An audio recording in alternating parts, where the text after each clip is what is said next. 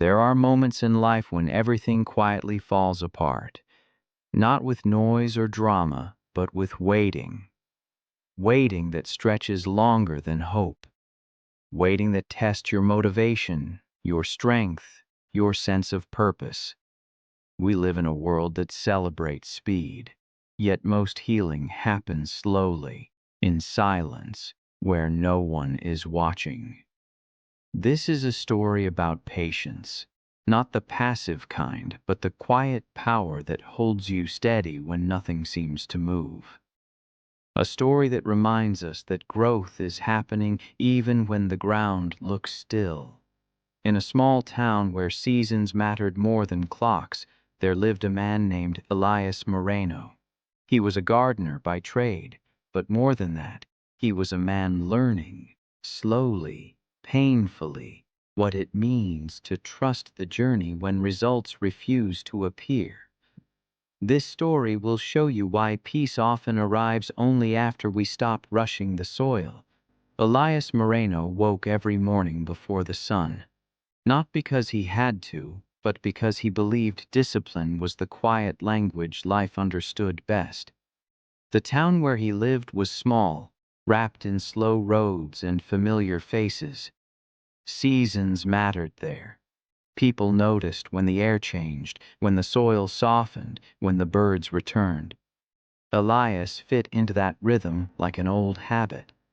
He was known as the gardener, the man whose hands always smelled like earth, whose nails were never clean, whose back bent not from weakness but from years of careful work.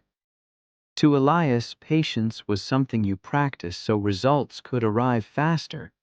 He didn't say it out loud, but he believed it deeply. If I do everything right, life should meet me halfway. His garden sat behind a modest house, bordered by a low wooden fence he had built himself. Every bed was measured, every seed planted at the right depth, watered at the same hour each day. Elias kept notes, dates, weather patterns, small observations that only someone paying close attention would notice. This was his world. Order, effort, progress. And for a long time, it worked. People admired his discipline. Neighbors asked for advice. Children leaned over the fence to watch him work. Elias felt useful, purposeful. He believed that growth was something you could earn if you showed up consistently enough. But beneath that belief lived a quiet tension. Elias struggled with waiting. When sprouts took longer than expected, he checked the soil too often. When leaves yellowed slightly, he adjusted everything at once: water, shade, nutrients. Afraid that stillness meant failure, he mistook urgency for care, control for responsibility. Inside him was a restlessness he never named. He had learned early in life that effort was safety. Growing up, uncertainty had made him anxious, so he built a world where outcomes felt predictable. Gardening gave him proof that patience worked, or so he thought. He believed patience was simply delayed reward, not a state of trust. At night, after the tools were cleaned and lined up just right, Elias would sit on the back steps and look at the rows of soil. He imagined what they would become. He measured progress not in peace, but in visible results. And when nothing changed, something inside him tightened. You might recognize this feeling, that quiet pressure to see something happen, that belief that if you're doing everything right, life shouldn't take this long. Elias didn't know it yet, but his journey wasn't about growing plants. It was about learning the difference between patience and control, between tending and forcing, between trusting time and fighting it. Beneath the soil, seeds were resting, not failing, not delayed, just waiting, and so was he. Spring arrived gently that year, almost politely, as if it didn't want to disturb anything. The mornings grew softer. The air carried a new scent, wet soil mixed with something hopeful. Elias noticed before anyone else. He always did. Tiny green tips began breaking through the surface of the garden beds. Not all at once, not dramatically, just enough to be seen if you were looking closely. Elias was. Each morning he crouched low, inspecting the soil like a quiet ritual. The first sprouts filled him with a deep, private satisfaction. This was proof. Proof that discipline worked. Proof that his effort mattered. Proof that patience, his version of it, was being rewarded. He adjusted his routine with care. Watering became more precise. Shade was measured. He spoke less, worked more. The garden responded, slowly but surely. Leaves widened, stems strengthened. Color returned to spaces that had been bare for months. Neighbors stopped by more often now. They praised his work, admired the symmetry, the health of the plants. Elias nodded politely, but inside, something warmed.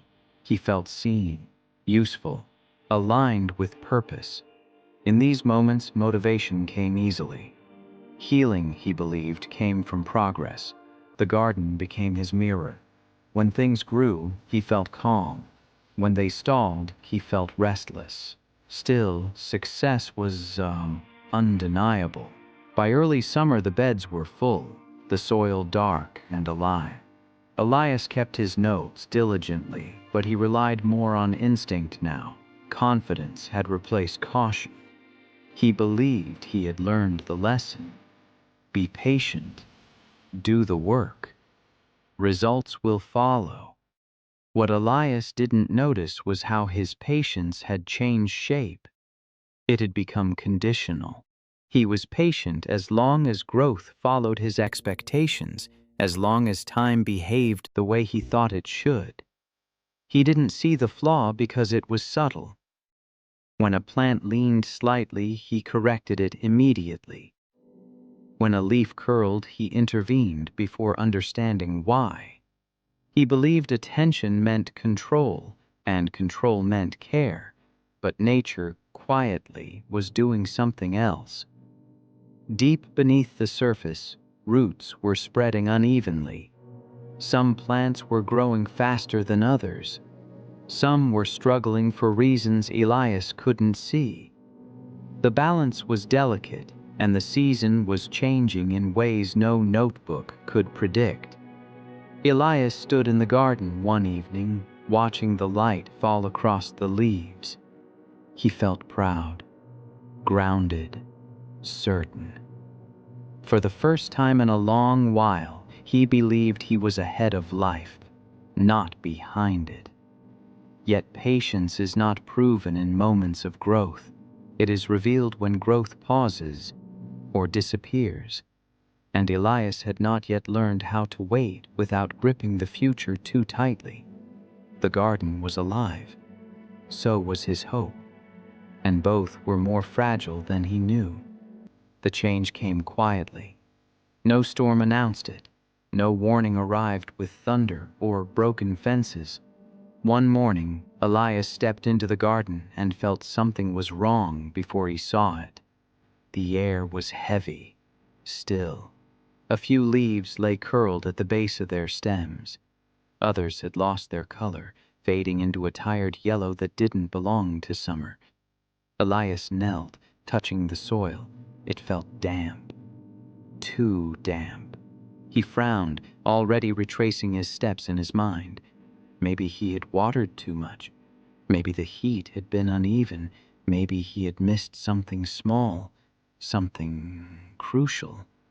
He adjusted quickly. He always did. But the garden didn't respond. Over the next few days, the signs multiplied. Stems weakened, growth slowed, then stopped.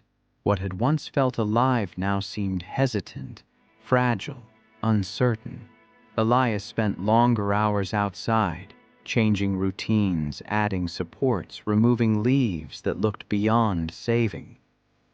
Nothing worked. And then came the loss. A stretch of unexpected weather, days of relentless heat followed by sudden cold, hit the town harder than anyone predicted. The soil cracked, then flooded. Roots that had grown shallow struggled to adapt. Entire sections of the garden collapsed in silence. Elias stood there, hands on his hips, unable to move. Years of discipline, months of effort, all undone by forces he could not control. The pain wasn't just in the loss of the plants, it was in what the loss said to him. If effort doesn't guarantee results, then what does? Neighbors came by, offering sympathy. Some spoke of bad seasons, of things beyond anyone's control. Elias listened without hearing. Their words slid past him, unable to reach the place where his identity had cracked. He replayed every decision, every watering, every adjustment, every moment he might have acted too fast or not fast enough. At night, sleep escaped him. His mind circled the same questions again and again, searching for a reason that would make the failure acceptable.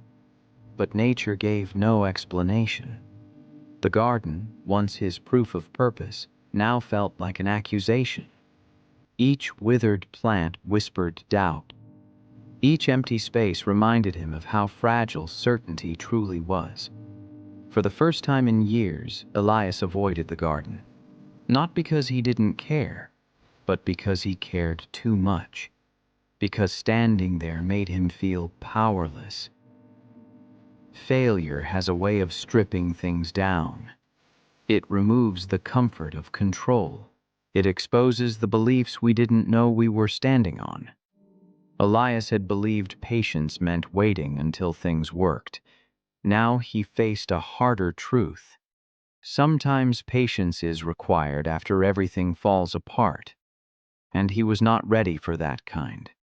Elias couldn't let go. Even after the worst of the damage was clear, even after the season had turned against him, he kept returning to the garden as if something might reverse itself if he stared long enough. He pulled up dead plants slowly, reluctantly, leaving roots in the ground longer than necessary, as if removing them completely would make the loss final. He told himself he was being thorough, but deep down, he was bargaining. He reread his notes obsessively. Weather patterns, soil conditions, small decisions that once felt insignificant now carried unbearable weight.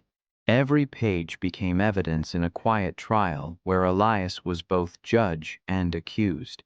If I had waited one more day, if I had acted sooner, if I had trusted the process instead of interfering. Guilt wrapped itself around him, tightening with every thought. The garden no longer felt like a place of peace. It became a museum of what had been. Rows of emptiness, broken stems, unfinished potential. Elias couldn't bring himself to clear it fully. Leaving parts untouched felt like respect. Or maybe punishment. Days passed, then weeks. He avoided neighbors now. Their kindness made him uncomfortable. Their reassurance felt dismissive, as if they were asking him to move on too quickly. Elias believed that letting go meant admitting his effort hadn't been enough, and that felt unbearable. He stayed busy, but without direction. Tools were cleaned again and again. Beds were adjusted, though nothing was planted. He worked the soil without purpose, trying to restore control through movement alone. But control, once broken, doesn't return easily. Inside him, something hardened. He stopped trusting time, stopped trusting seasons, stopped trusting himself. You see, letting go isn't just about release. It's about surrendering the version of yourself that needed a specific outcome to feel whole. Elias wasn't ready to do that. At night he dreamed of the garden as it once was, green, full, alive. He woke with a sense of urgency, as if he had missed something again, as if waiting had cost him everything. But the truth was quieter. He wasn't failing because he waited too long. He was hurting because he didn't know how to wait without attachment. And until he learned that, no new seed could survive. The ground needed rest. So did he. But Elias was still gripping the past, afraid that if he loosened his hold, nothing would remain. The garden fell silent. Not the peaceful silence Elias once cherished, but a hollow one. Empty, unfinished. Days grew shorter, mornings colder. The soil hardened, untouched, as if it had closed itself off from expectation. Elias stopped rising before the sun. There was no urgency now, no routine pulling him forward.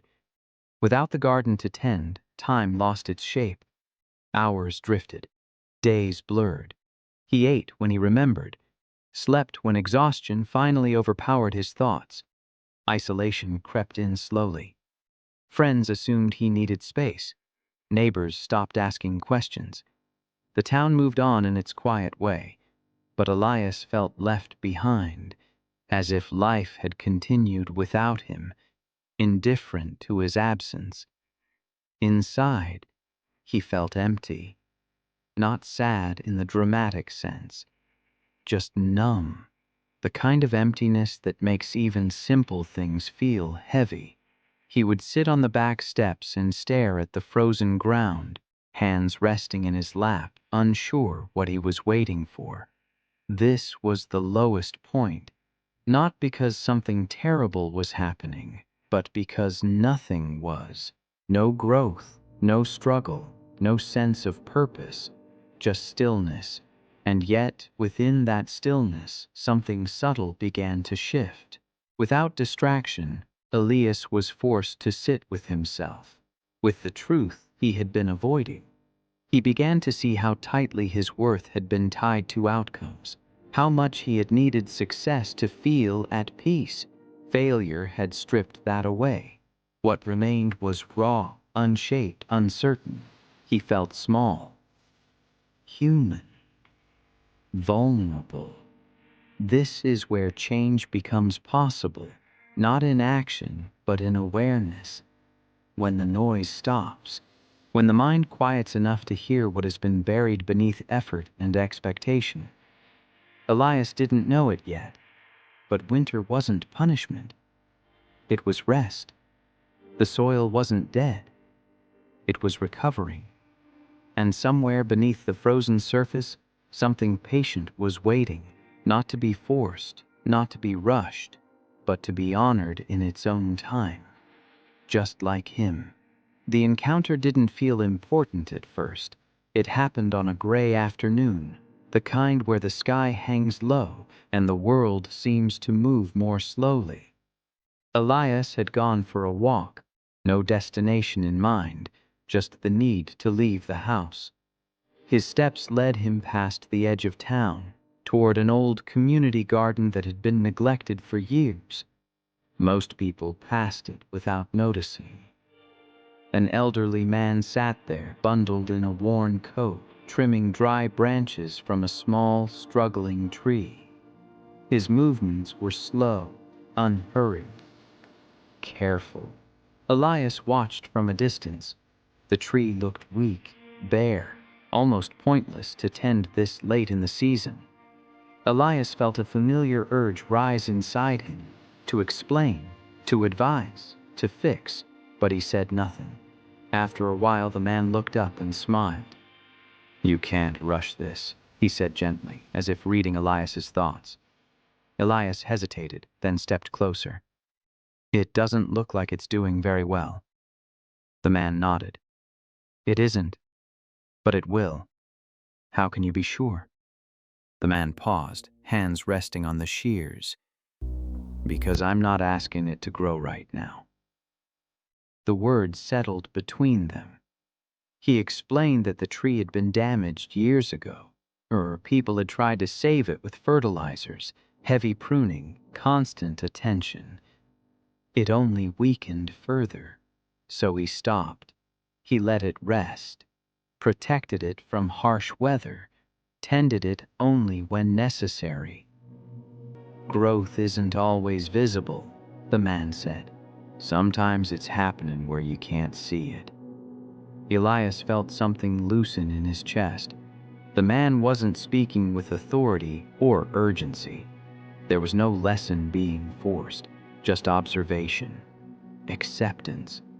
As Elias walked home later, the words echoed quietly. I'm not asking it to grow right now.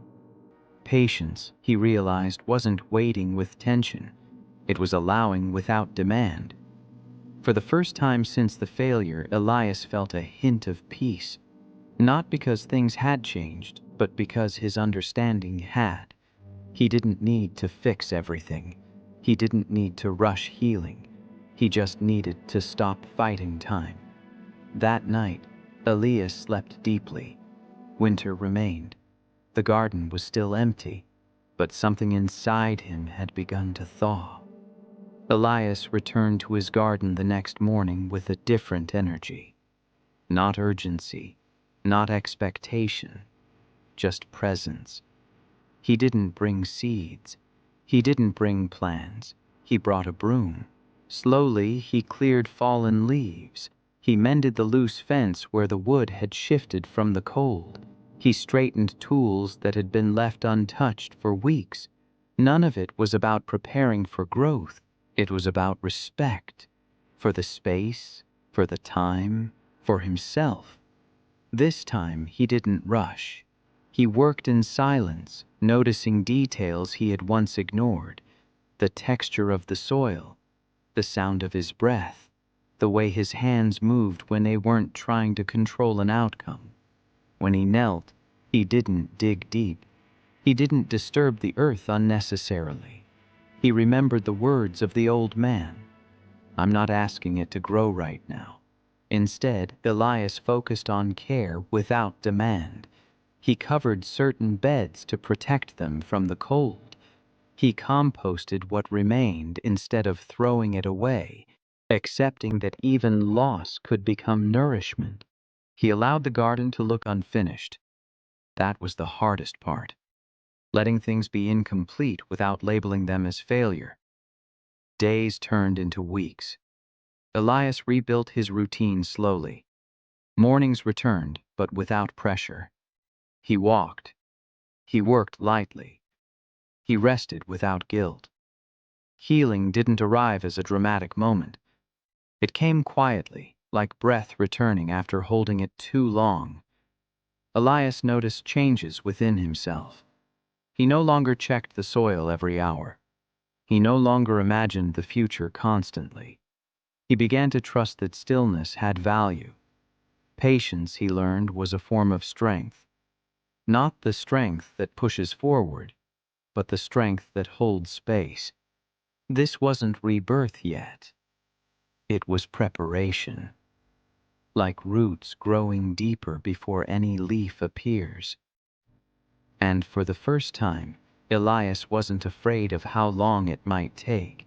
Just when Elias began to feel steady again, impatience returned, quietly, convincingly.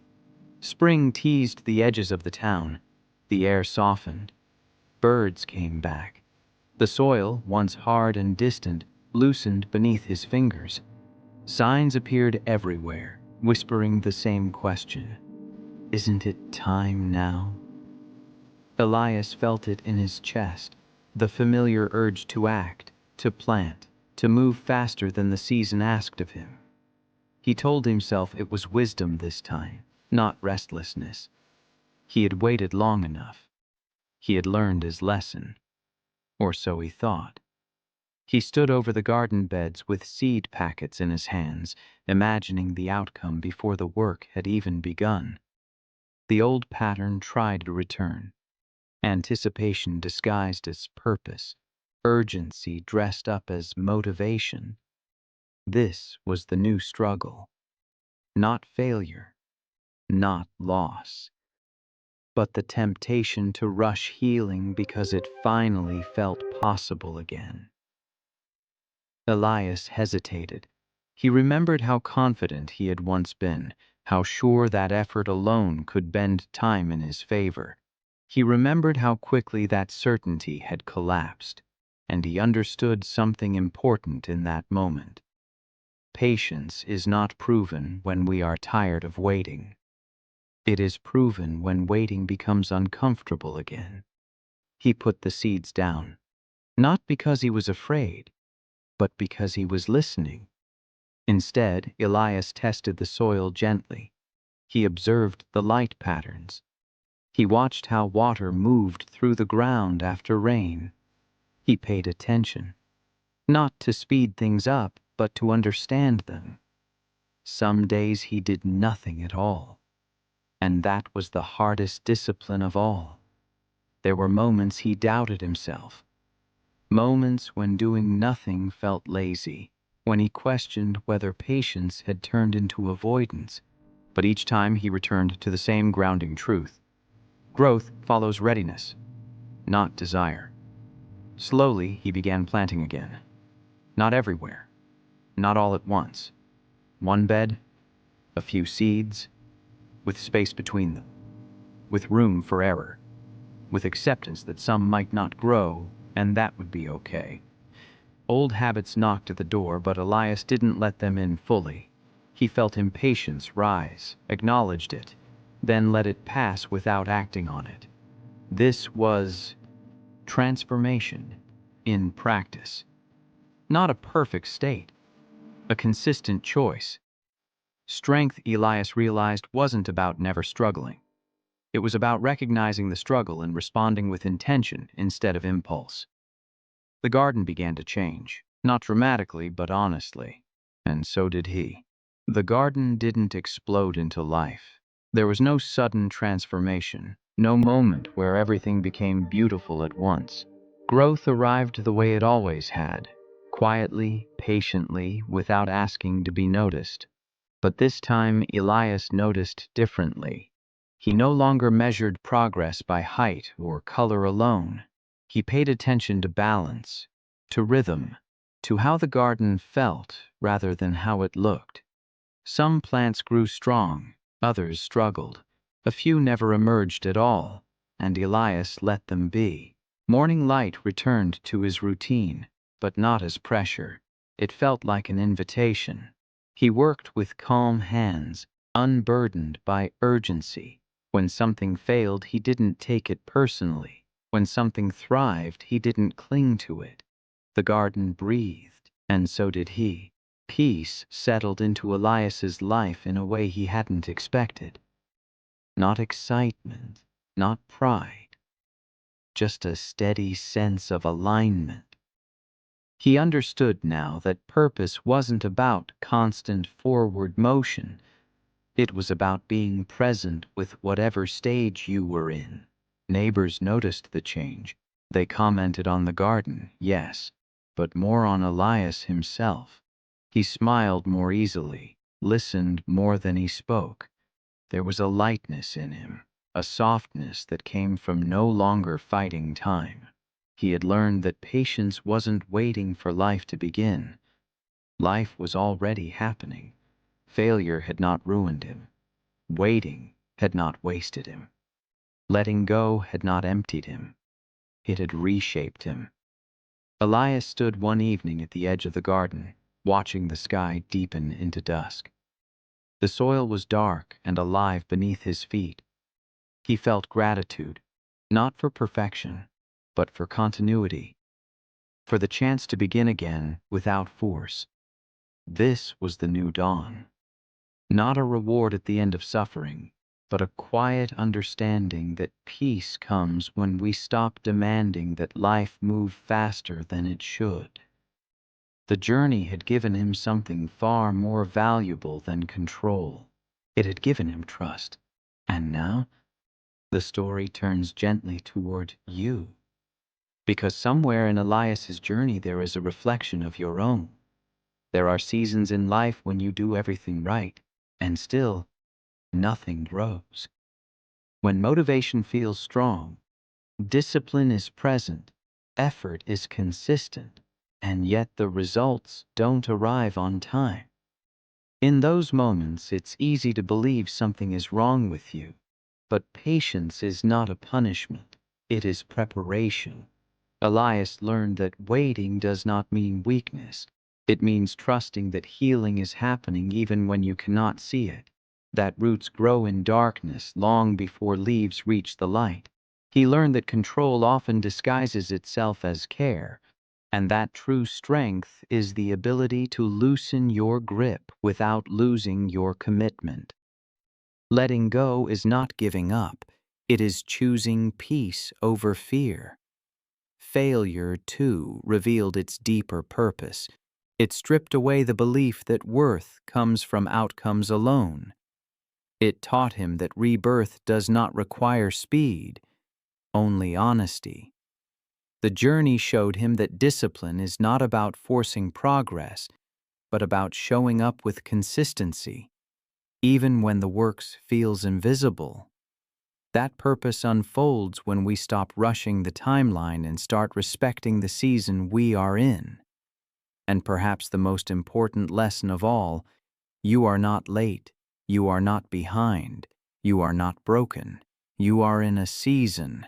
Some seasons ask you to build, some ask you to release, some ask you to rest, and all of them are necessary. So if you are waiting right now, waiting for clarity, for healing, for a breakthrough, know this: the soil is working, even when it looks still. Your patience is not empty time. It is the quiet space where transformation begins. Trust the journey. Honor the pace. Let growth arrive when it's ready. If this story resonated with you, carry it forward. Share it with someone who might need it. And if you wish to hear more stories like this, stories that remind us of our strength, our humanity, and our capacity for rebirth, stay connected. The next season will come, and you will be ready.